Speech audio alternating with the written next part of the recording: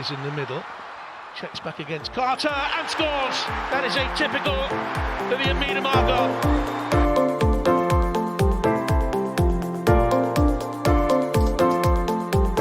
Quickly gets it back again. Oh, what a goal! Well, that sums up her season.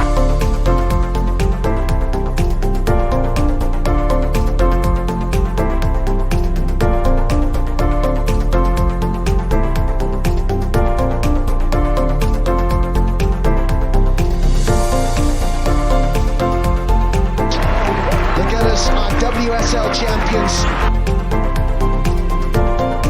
Welcome back to the Vic Akers Wonderland podcast. We are back a bit earlier this week because the Youth FA Cup final is on tomorrow night, and I bagged myself a free ticket, so I will be going. So thank you for that, Arsenal. But what a week to be an Arsenal fan! Just absolute stress. But help me get it all out. I'm accompanied by Giggles and Matt. As audio listeners, you might have just heard that little giggle. That was Adam laughing in the back, hence the name Giggles. But Matt, how are you?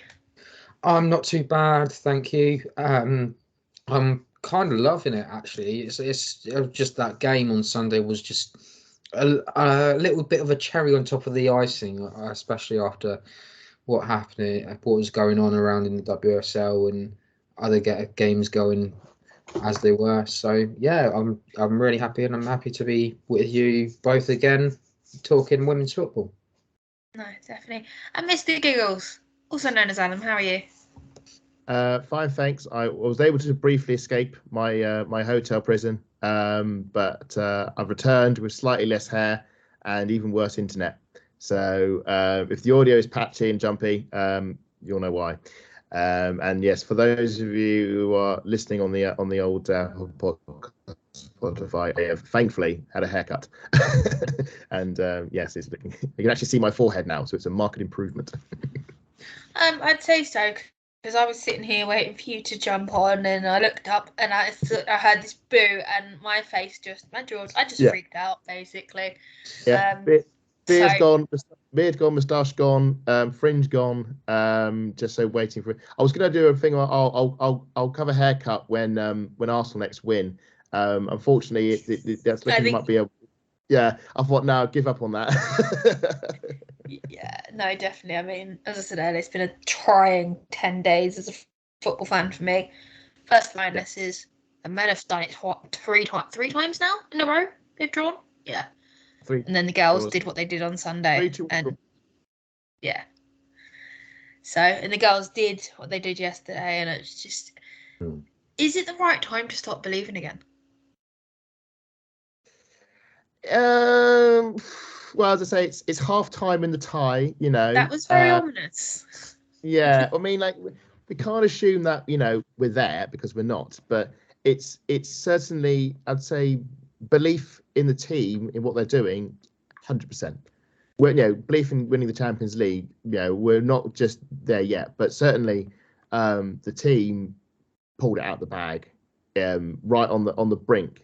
You know, my mind thinks of sort of like Mufasa clinging onto the rock face in the Lion King, sort of. That's where we sort of were in the Champions League. You know, we were very much on the brink, and part of that was Wolfsburg being great, part of that was defensive lapses of our own. But it's that same fight like Man City at home. You know, it's the same one that won us the Conti Cup final after going down early against Chelsea. It's the same fighting spirit that turned the tie around at home against Bayern. This team does not know, will not accept defeat, and will not accept, you know, the bad luck and the misfortunes happening to them. It just makes them stronger.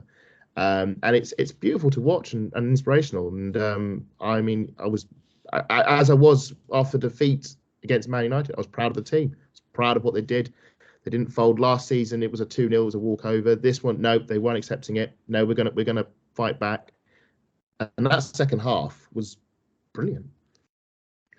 I definitely did potentially jump off my sofa and tear skidded across the living room when that second goal went in. But the one thing I did find really interesting, like post-match, is obviously, Matt, one of your favourite players is Jans Dottir. I think I pronounced that right. Yes. She turned around and said, "We never lose in London." Mm. Which I thought was rather bold when you're 2-0 up and you went a bit Spursy, you know. It's the mentality that Wolfsburg have. This is a team that essentially have won the league for the last, I believe it's about 3 or 4 seasons.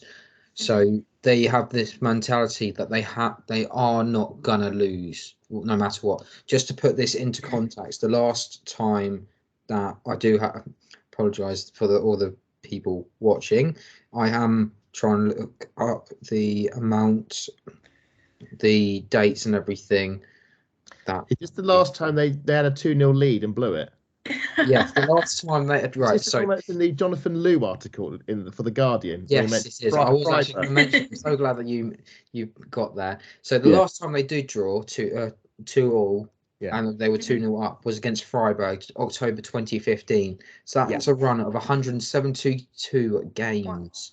I know. And the 173rd was against Arsenal. So I know we've been talking on and off, haven't we, in our WhatsApp, especially us and Adam have been saying about, especially when certain topics like birthdays and 3 points and things like that, and they're going to be broken. Well, this was Wolfsburg's, and Wolfsburg's they've dropped the ball when they thought they had it in the bag instead of getting a third or fourth, which they could have quite easily done throughout this game. But instead they just let Arsenal get back into it, and because Arsenal had that belief to carry on, keep going. I know you mentioned Svennis Jonsdottir, the one that scored the second goal. That's now her second in 3 appearances against Arsenal. She's now done that, but it's one of those things. She is so dangerous. She's not just got that height, she's also very technical. And she's very tall as well. So the fact that she can throw a long ball as well is a huge weapon to have in your team. And I was expecting you to say a huge weapon in your Arsenal then. I was waiting for it. I'm disappointed, Matt. I'm disappointed in you. Is it actually? It's interesting what you said about the unbeaten. They don't lose in London. Well, it's interesting when you think about their last 2 trips. That was. I think I've got the notification bell on for Asif Burnham, who does the women's football. Yeah. And that was one of his quotes post match. And that's she said we don't lose in London. So which I think is interesting. The last 2 trips to London, just to clarify that, was that was the Emirates Stadium when they blew a 1-goal lead right at the death. That is true. And then when they went to Kingsmeadow and blew a 3-1 lead to draw 3-3. So they might not lose in London, but they don't win either. That is actually a very...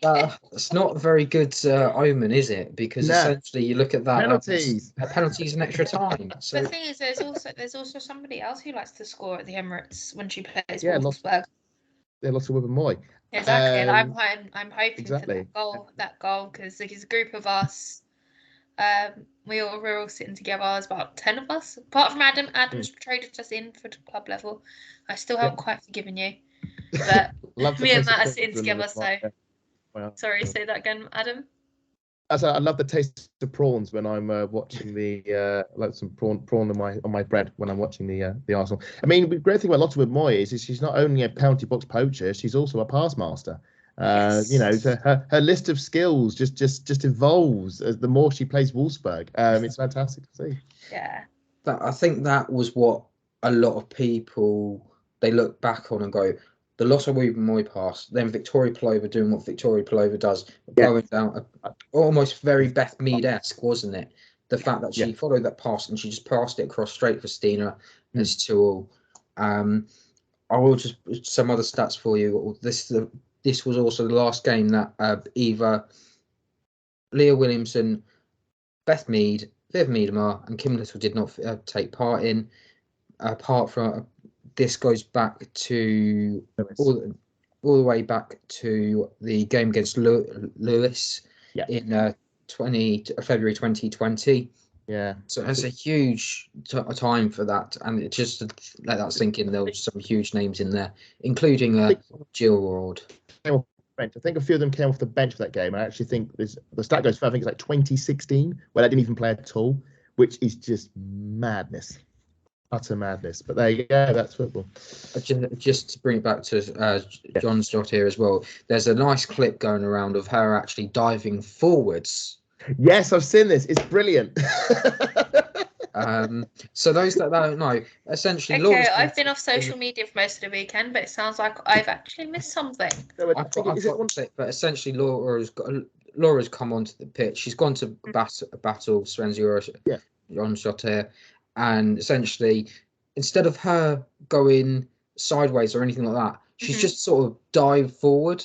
So you kind of wonder. She's been nudged backwards, hasn't she? She's been nudged backwards, and then she just suddenly twists around, just goes a full forward dive. It's very, very, very bad. It's a bit bizarre. I mean, there was a few instances in the match where the referee didn't really say. I hate talking about the referees. Oh, don't talk about them then. Let's move on. They need to be spoken about, though, to be honest with you. I mean, how many times did Leah Volti need to be shoved over before something was done? Well, and then we get to the highlight of the game where I was screaming, I know, Katie, no! Essentially, that was it. I thought she was going to get sent off. Thankfully, I was seeing red cards before the referee got onto the TV screen. Yeah. You know what makes it laughable though is that Overdorf was doing this all throughout the game. She does this. This is what she does, and she'll make these really bad challenges, and it's noted throughout the Frauenbundesliga as well as other teams will come up and say, "Look, this is what she does." So you just got to be on your eyes. Bear in mind, Leah's wearing a bandage on one of her hamstrings, just to make sure that she's extra protective. I hope that she's hopefully in a ice bath like for the rest of the week, because she's going to need it to be 100% at the moment. We can't risk any more injuries. This is how bad it's gotten. But Oberdorf has falls. It's doomed. Before we go into Lena Oberdorf, do you think she won an Oscar out of that performance? She turned around and thought she had whiplash. It was so bizarre. I think I would if you had Kate McCabe charging at you like that. I think I mean, the sound that comes to mind is "Dumb Ways to Die." Yeah. I think Kate McCabe. I think she'll be tied Oscar-wise with Yen Beattie after her gripping performance as how to buy Arsenal tickets on the Arsenal website video. I think Yen and Lena are going head to head on that front. I mean, if I want to talk about the refs, I mean, Matt's quite pessimistic on. I didn't think. I mean, compared to how the refs we had in the Bayern Munich game, both legs, I thought the ref was sort of okay. I mean, there was this. She was half decent. She was the one we had at the final in the Euros. So she was half decent, but I didn't appreciate the way how many times Leah Volti got stitched up. Yeah. I think grand total was 4 before the referee did anything. Did something. In fact, she did. Especially because she's coming back from injury, I think that makes it worse as an Arsenal fan. But there wasn't any. I mean, you think of some of the awful shenanigans we had in the Bayern game. I mean, the Kim Little tackle, not even getting a free kick, terrible things like that. I thought the ref was okay. And she wasn't fantastic, but she was okay. She wasn't good. She wasn't. Yeah, but she was somewhere in the middle. Standard, she was another level, which is fair enough. I mean, she was great, but at times it was just she needed to control the game a little bit more. The fact that she didn't. The thing is, with Wolfsburg, they are very physical in the way they play. Oh yeah. And when you're sitting on the brink of injury FC, it's a nightmare. You don't want to be playing, especially with the rest of the season coming up. Aren't you? You're just waiting for the next player to limp off. And you just don't want to see it. I am currently touching wood because I don't want that to happen. So. What I found so impressive though is, despite all this, the way we managed the game. I mean, I think back to that Man United home game and the way we just let it slip through our fingers, and the game with Chelsea. Just didn't see the way we saw that draw out. I mean, it got a bit harum scarum close to the few chances, but the way they got themselves. I mean, to get the position to draw the game was brilliant. I mean, the Steph Catley cross and the Haffer header. I mean, the way that our players, because it was Haffer and Beattie's mistake that made it 2-0. The both of them were key. Well, Yen Beattie at the back and Haffer in attack. There's a chance in there. To both sort of making amends for their mistakes and contribute to turn the game around. And then after that, the defensive performance to as Wolfsburg realised, hang on a minute, we're actually not going to win this game. We actually did throw some players forward and dealt with it pretty well. I think the closest they came was a Roard strike, which just missed the far post. But other than that, it was. I felt like my heart jumped out my mouth at that point. I was just. I know. And then I realised a bit past the post, and I was like, okay, I can breathe now. A 3-2 defeat. 3-2 defeat wouldn't have been terrible because one goal in, it's fine. Yeah. But yeah, a draw. Away goals does not count. I love that. I know, so frustrating. Maybe it's going to go like the Sporting Lisbon game. But the way I see it, it's a draw, and I didn't think we'd get a draw going into the game. So that's more. I expect us to lose by a goal. So the fact we come with a draw, the fact it's just basically a one-off playoff at Emirates Stadium in front of 48,000 plus fans. I just think it's an outstanding result. 12,000 tickets left, boys. I forgot to tell you. I saw it today. You just knew the result of that game would just sell on. I was hoping for another 5-3. I'll take it. I'm just going to do the point. That's a massive thing you just mentioned, actually, because I was worried if it been because it went 2-0 down. I was thinking if it goes 3-0, 4-0, I don't want 48,000 fans at Emirates Stadium watching a dead rubber. There has to be something on the line. But the thing is, this season we've come so far. Without our absolute key players in Viv, Beth Mead, and we know how they've. Viv goes without saying, but the last season and a half for Beth Mead has been flipping amazing. And for the girls to step up like they have and bring silverware without them, the top two goal scorers, basically, is just absolutely brilliant. Now, I think all that's left to do now for me personally is just make sure we get that Champions League spot. Yes, we got to get into it because this has been magical, and it is mad to think that we could be in the We could, nothing decided yet. We aren't, but yeah, we could theoretically be in a Champions League final. That's not too outrageous to suggest, but not be in next season. But that also kind of scares me because I know what's waiting at the other end. It's for me. I just think of 2006 because we were at that point in the season. I don't. Are we talking men's or women's? Because that was a traumatizing time as a men's fan. Yeah, but we were a patchwork. We were playing like a back line of Flamini and a Bouet, and so it was there all was patchwork. Nothing wrong with them. But we got to a final. No one expected us to get to a Champions League final, but we did. But obviously we lost to Barcelona. So I do see a bit of a mirror. Well, it would help if our goalkeeper didn't get a red card. Well, what I'm saying is from that season in the men's team, it didn't look like we might make. We got a late burst and we scraped into top four at the end. We got the last Champions League spot, but it was touch and go. We had to rely on a Spurs team having a case of the squits in the night before like they did this weekend. That was guys. Well, yeah, exactly. Lasagna gate again. But the team fought and managed to get to Champions League final and just pinched the last spot. And obviously they lost to Barcelona. And I could see the same happening here. We could get to the final and lose to Barcelona. But I would think to even get to a final, to even get that far, would be amazing, especially with the team, because by rights Wolfsburg should have beaten us. By rights, this team should have been nowhere near. I'll be honest with you. If I went into this game thinking we'd lose.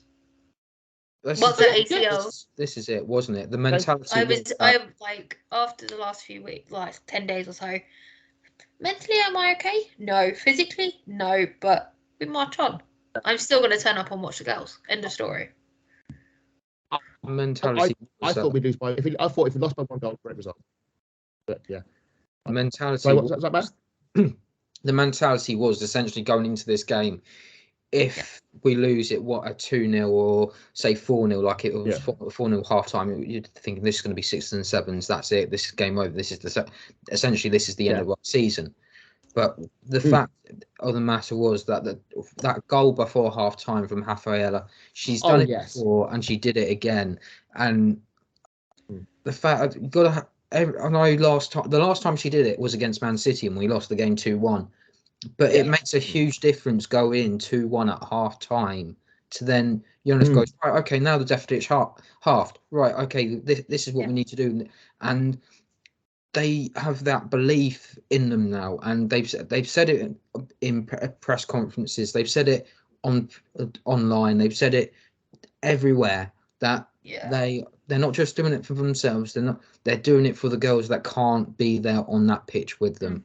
And you look at someone like a Gio who might have been able to play some part, and because Caitlin wasn't available. You look at someone like Jodie Taylor that won't be able to help at all because she joined a bit late as well. She could have been potentially been selected, but again, it was too late. Actually, Matt, I've got a good question for you. Would you think second ed would be easier if we had access to Taylor and Gio? In some way, yes, because essentially Gio would be able to spread her wings a little bit more. She would be essentially for the last 20 minutes of a game, say it's 0-0, you can throw a Gio on and a Jodie Taylor, and Jodie Taylor's going to cause mayhem anyway. And then Gio's going to, like she did against Leeds and other times this season, she'll be able to get that skills across and be able to be more useful than she has at some points in the season. And if for people, this was one thing that did bug me, people were calling her a flop already, and that's way too. I haven't given her a chance, and that's what irritates me. She's so raw. Like, she's got so much to learn as well, but she's willing to learn, and that's the one thing I love about a player. Face summed that up. Then it was frozen, like almost very puzzled as to say what.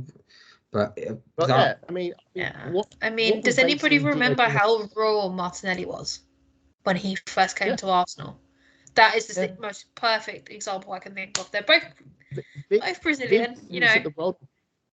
Viv didn't set the world on fire in her first season. It was injury ridden. She struggled for minutes. So only in the second full season, when we actually won the league, she found another gear. So I mean, Stina did okay when she first arrived. Wienreiter wasn't great in her first half. It was the adjustment period, isn't it? The 6 months. That 6 months that on they and off stopped and had a few wobblies. Yeah. In that January. I think the only one who's still having a bit of a wobbly for me is Lena, but she hasn't. She's had the worst start out of all of them for me. She's not playing. She's been injured.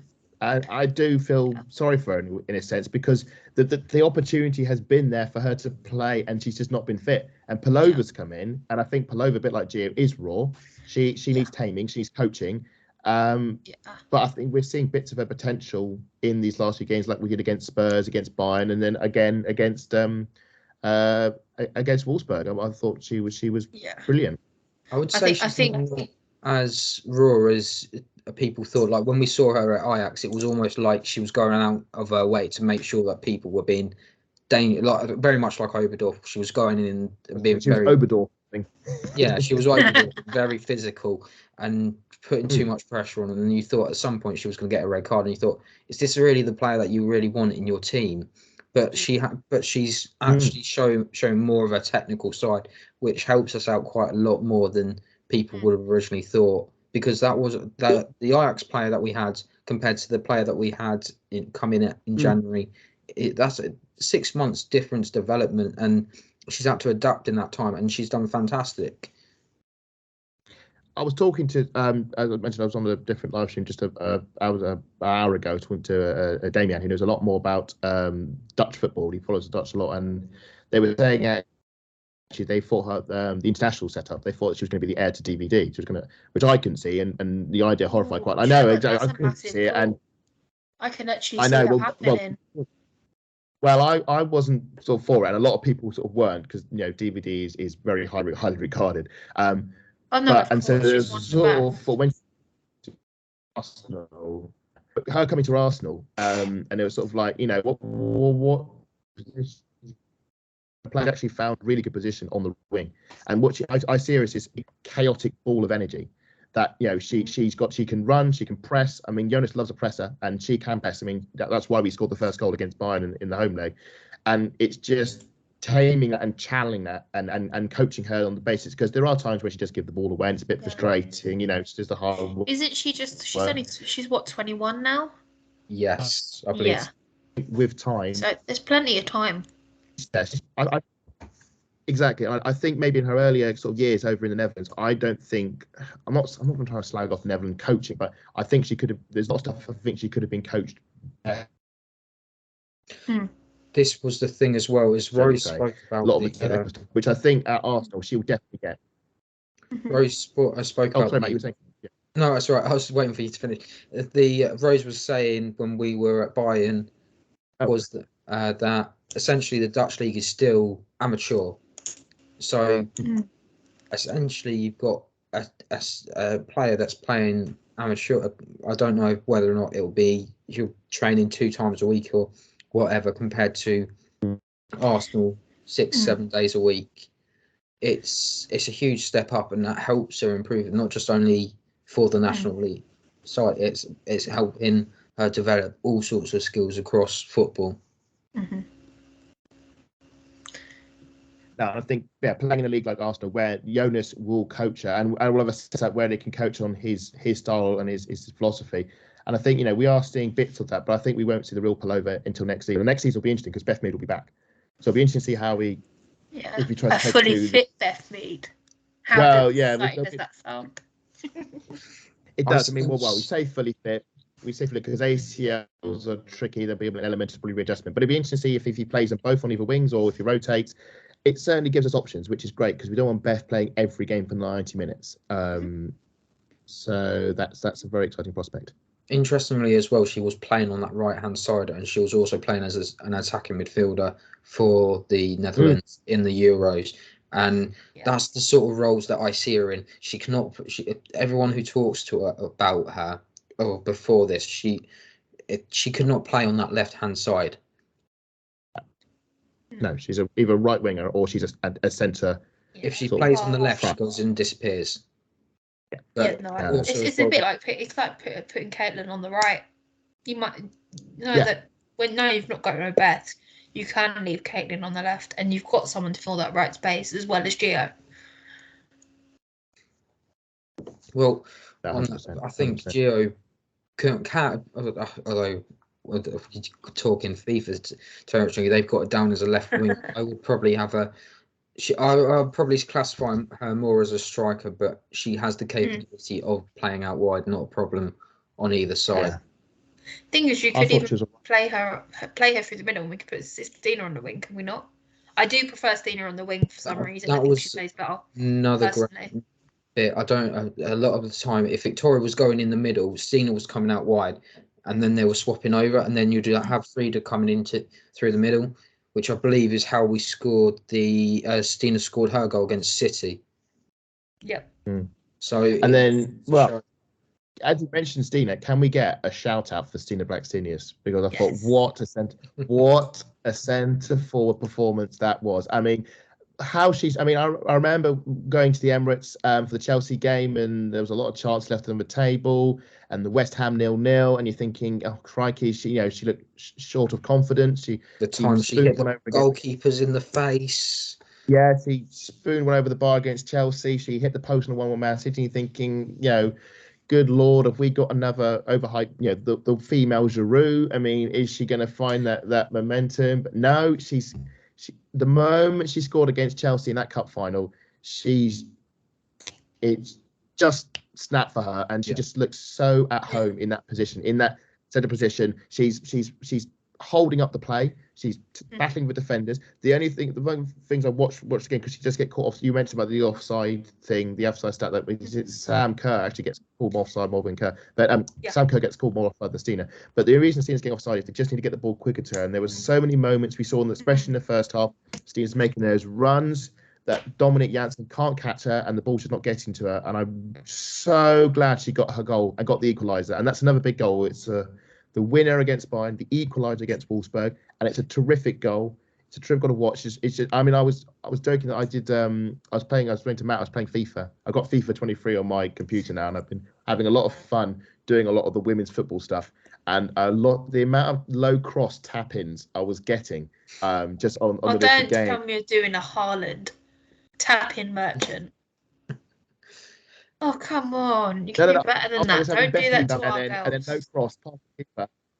And then Stina's just tapping in from 2 yards out. So when I saw that in real life, I was thinking, oh, yes, FIFA is more accurate than I thought you do that. It was such a great goal to watch. From back to front, the great pass on Leah. I appreciate the fact that you let the girls win the WSL. I scored that over the weekend. I was like, yes, we won the trophy. But we've already got a trophy in real life anyway. So no, just absolutely. I do think we need to talk about the Kate McCabe moment a bit more. I mean, for me I know. personally, there is it was at last minute. big characters. There's a lot of characters in that dressing room, but I'm talking about big, massive characters like Katie. Someone big enough to say, "Hang on a minute, what are you doing?" No. And snap her out of it. I mean, I saw a glimpse of it in Rafaeli, but then she turned her back on Katie when Katie's still going absolutely radio rental. It's why we love her. Yeah, I know it's why we love her, but do we also need that character just to stop her from getting that red card? Because that is the problem. She got sent off against Man United last season for that sort of action, and she got booked and suspended in the Man City game. And the problem is, you take the rough with the smooth. It's. Oh yeah, I know. Yes, you. But when you're in UFC, we can't afford to have this. No, we can't. It's like a Jekyll and Hyde. You've got Mad McCabe and you've got Magic McCabe, and you just got to try and hope that like the good can outweigh the evil, because you want McCabe in your corner when someone 2 foot vaults you like in a North London derby, but at the same time you need to have somebody to. I mean, my thought is when you get like one of those drunken brawls in a pub like 11 o'clock at night, and you someone just to grab her by the back arms, drag her back. She's not worth it. Just drag her away from the conflict. It's like that scene, when Arteta ran after Xhaka in the North London derby. Oh yeah.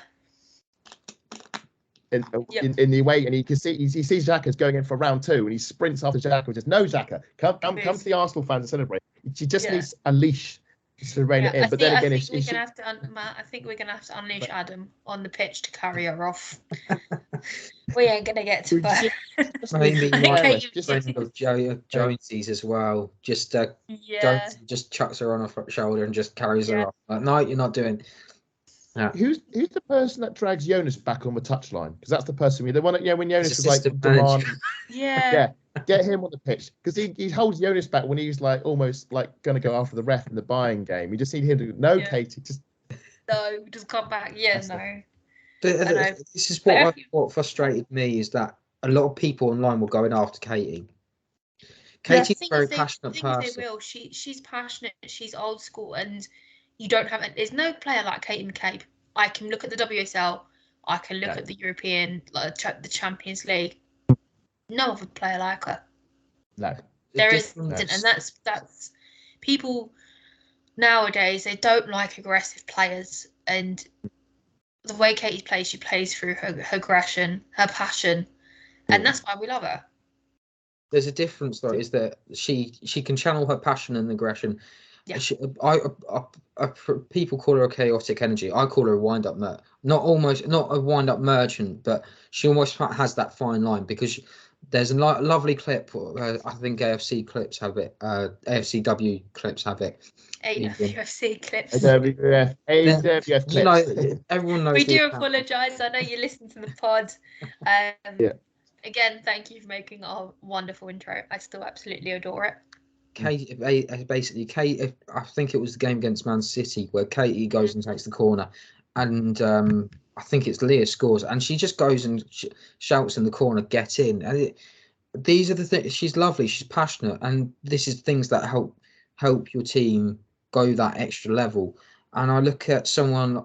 What other players could you say come close to it? You could say Georgia Stanway, but when Georgia Stanway was at Man City, she was more of a loose cannon, and the fact that she would get those red cards a lot more than the yellows. Now you look at her at Bayern, and she seems almost semi-composed. She in those two legs. She didn't look like herself. Whereas you see her in an England shirt, she's flying in with tackles left, right, and centre. Well, not flying in, but she's making more calculated tackles than she would do than she was doing last season. I can't think of any other player realistically that come close to her, and people don't like it. But there are players out there like Lena Oberdorf who are out there to. I don't really like saying it, but basically they think every game's a Hackamania game. No matter how many times they go and hack someone, bring someone down, and they'll get away with it because they know that because 3 or 4 tackles won't make a difference. Eventually they'll get that yellow card, and that won't make it any difference. But these sorts of things need to be sorted out. I mean, I mentioned before I didn't want to really talk about the refereeing. The refereeing could have been better, but it was a lot better than it was in the past. Yeah. I said The that. game against Manchester United. Oh my God, that referee needed glasses. She needed just the amount of terrible tackles I had to witness, and eventually there was cards coming out, but it was too late. Some of these challenges take too long. Have we talked about it? Sooner or later, it was going to take one of these really hard challenges before someone does something worse. And what happened was Leah ended up with an ACL injury. Yeah, well, firstly, Matt, Leah didn't get an ACL because of a bad tackle. I mean, No. But I'm Right, just and saying, eventually we're going to see someone get a leg something break. like that. Yeah, but also the thing is, we know this is like a known fact.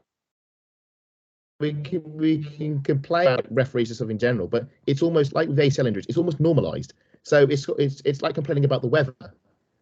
We know that the quality, and complaining about the referees is not going to change anything. It's you're preaching to the converted. We all know the refs are rubbish, and that's not because of about them. I just want them to be able to have a proper development But system. we know the refs need to be professionalised. They need to be properly trained. They need to be given the tools, the knowledge, the experience. But they're refereeing of a hand behind their back because as we concentrate all our funding on getting the surface right, getting not the surface of the pitch obviously, but the metaphorical surface. There's too many areas to say this needs help, this needs help, this needs help, and the game's going at such a rapid pace at this moment in time that it's sooner or later things like the injury prevention and the ACLs.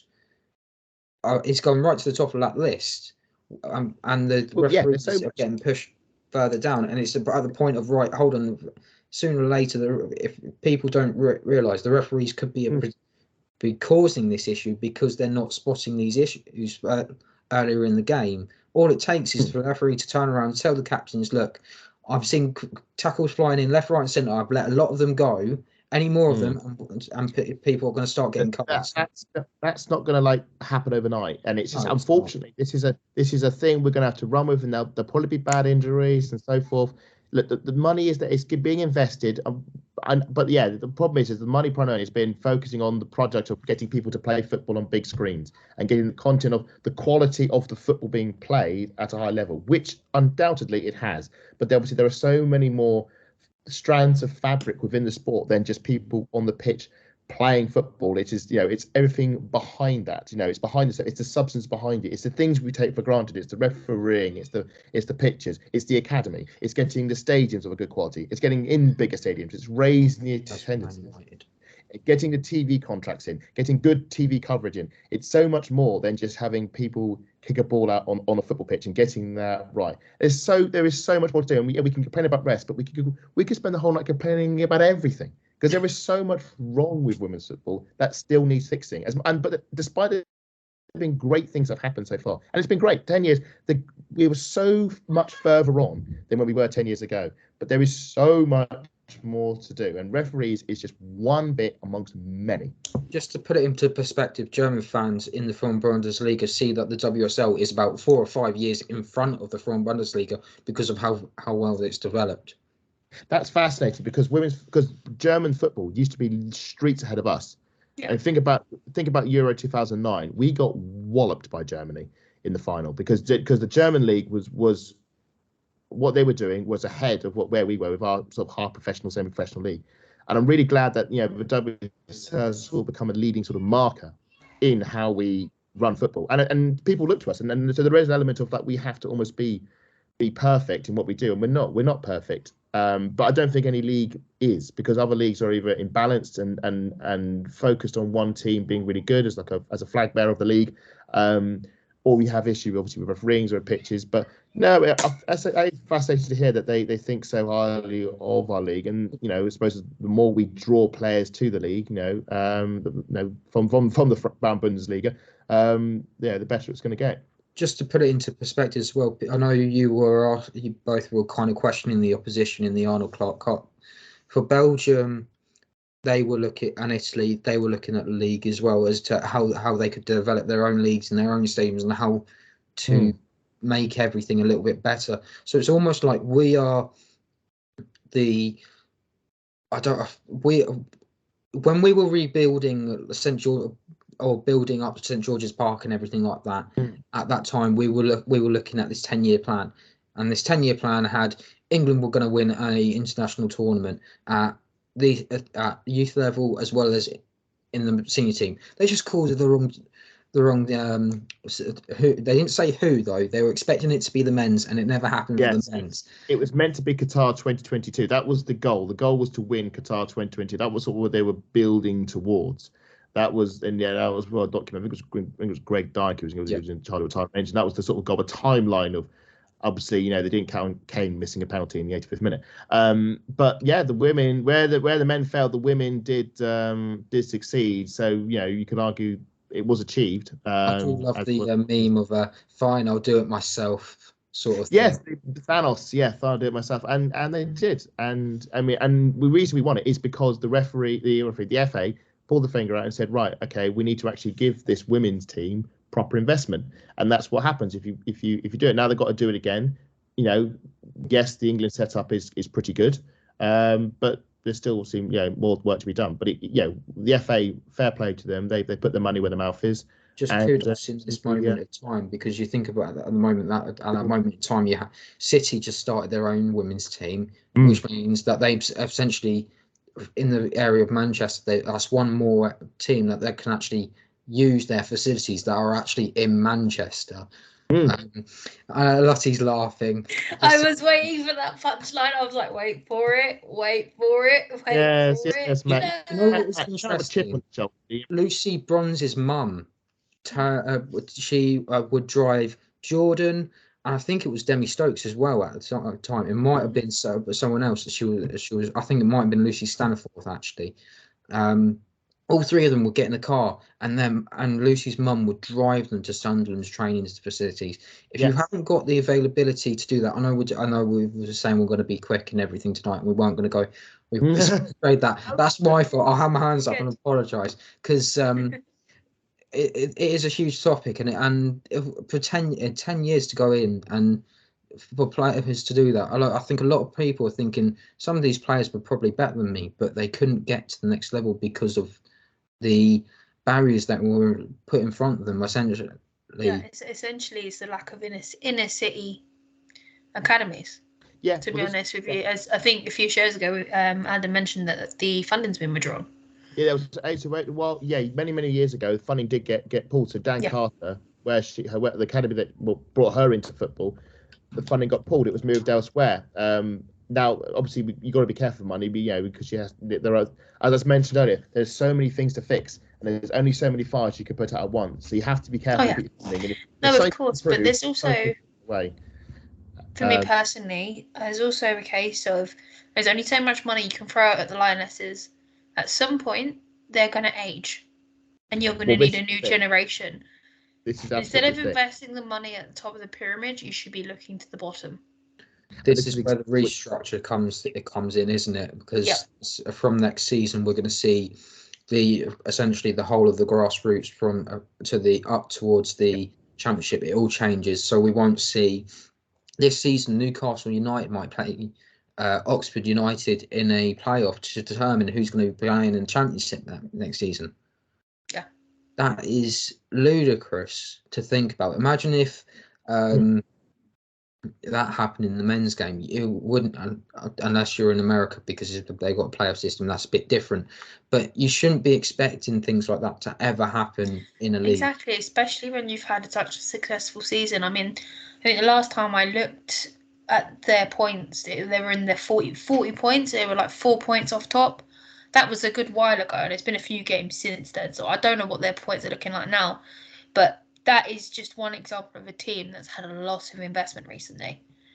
And this is not unique to women's football, because I was following the Wrexham promotion, and the owners, fair play to them, said, yeah, it's great that we got promoted, but Notts County, it's unfair that Notts County have missed out, and they're going to have to drop into playoffs. They've got over 100 points and they're going to playoffs. It's not fair, and I think the restructure is needed. No, that's not fair at all.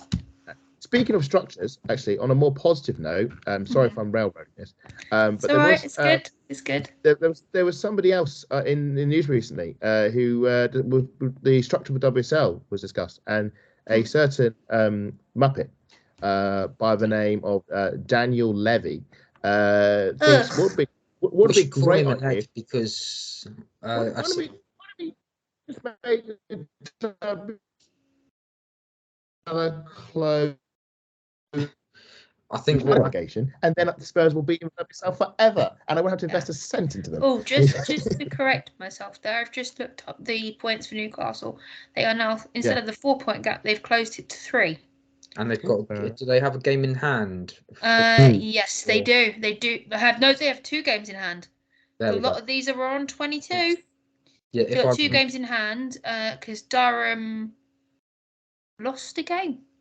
So it's all to play for them. Durham team.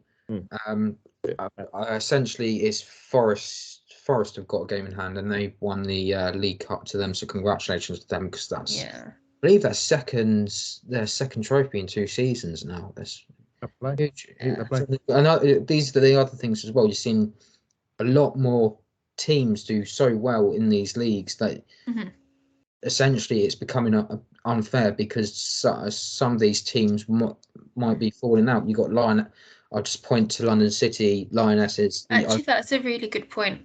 I'm glad you put this out, because I was thinking about this the other day. I was listening to another podcast, and obviously you got the Brighton manager now, which is Michelle Phillips. Is that right? Yes, she originally was with the London City Lionesses, and she went off to the US for 6 months, and she's come back, and she's doing a good job with Brighton. I know. I mean, do you think that's a bit of a key kick in the teeth to them, Matt? I would say yes, but I think Adam's going to have a bit more to say on this. It shows how much she's developed, but this is the problem, isn't it? You've got Japan and the US. You'd probably consider the 2 best countries in the world for women's football. Yeah.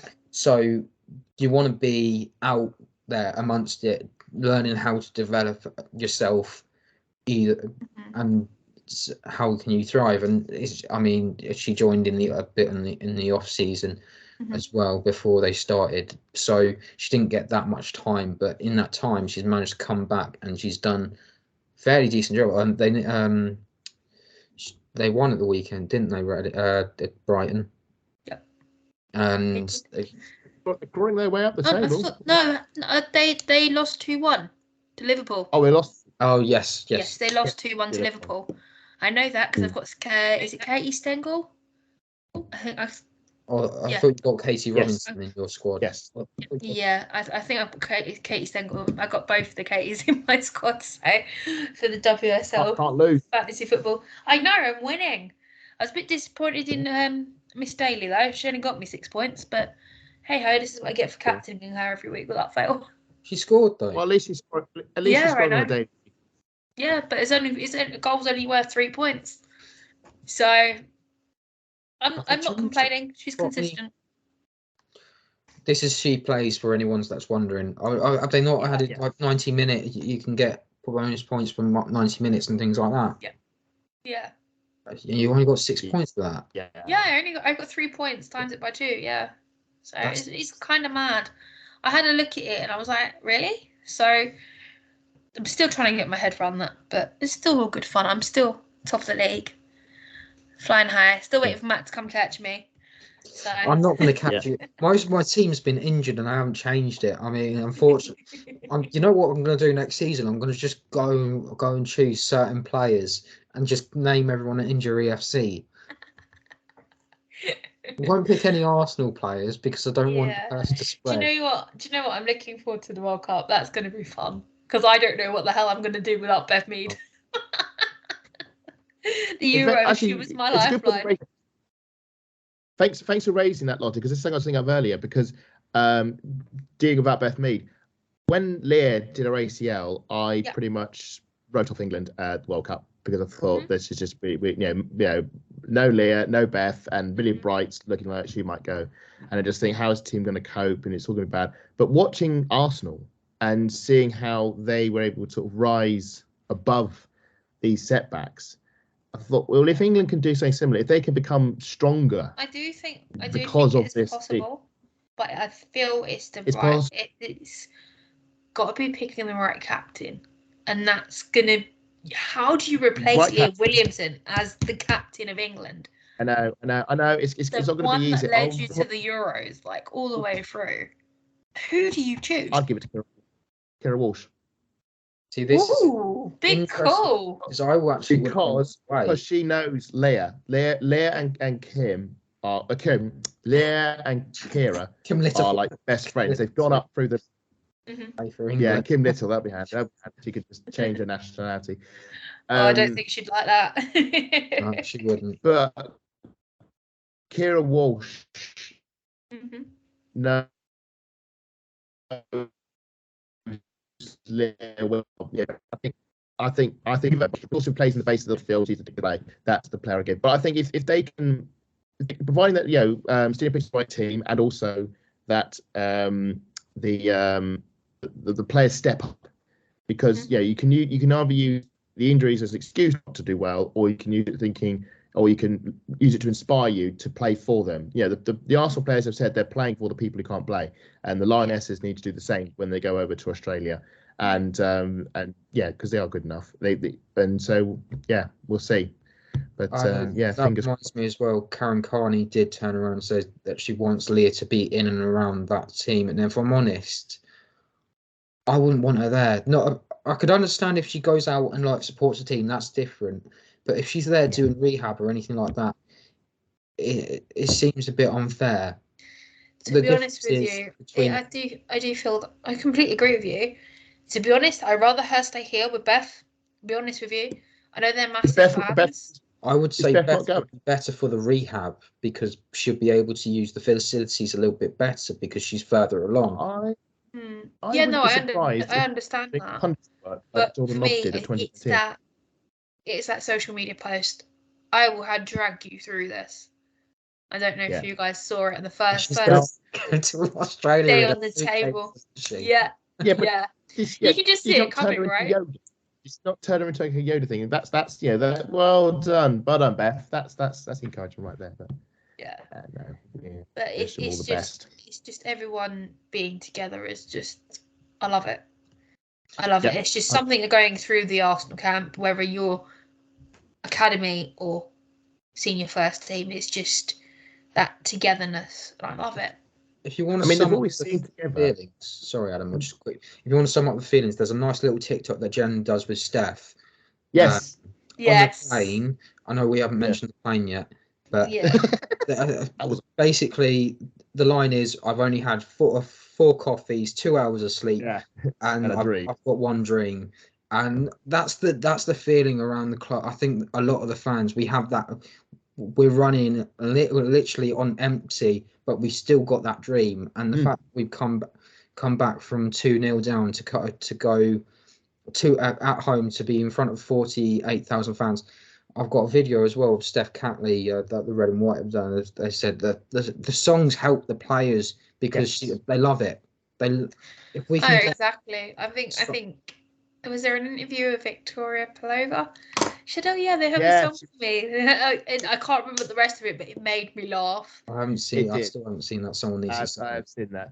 I do. What Arsenal's run reminds me of, and we have to accept because of the situation we're in the underdogs. We are the underdogs, and everybody loves an underdog story, and I think that's what's got my interest. Although I knew I felt like we were going to lose that game.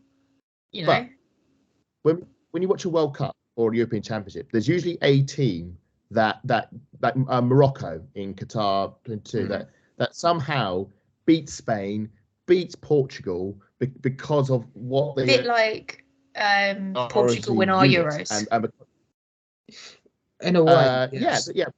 Well, or I think of like Greece in 2004 when they actually won the thing, or Turkey in Euro 2008. It's suddenly like, oh, they've got to, they've managed to get that far because as a team, and this is what I think like this Arsenal team is. Forget like the technical ability. We all know there's great,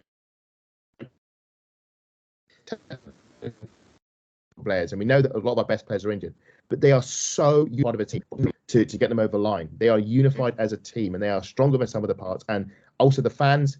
I know the players and the fans have always been close, but this has almost made them even closer. We're like, and it's really good to watch, and they are pushing themselves to be so much better than they've been.